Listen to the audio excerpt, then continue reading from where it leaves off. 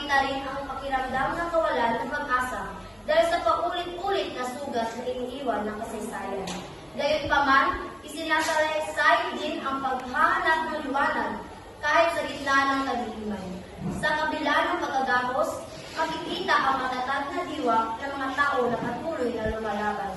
Sa huli, ipinapahiwatig ng tula na mananatili ang pag-asa at hindi kailanman mawawala ang hangaring makalaya at makaamay sa ating bansa.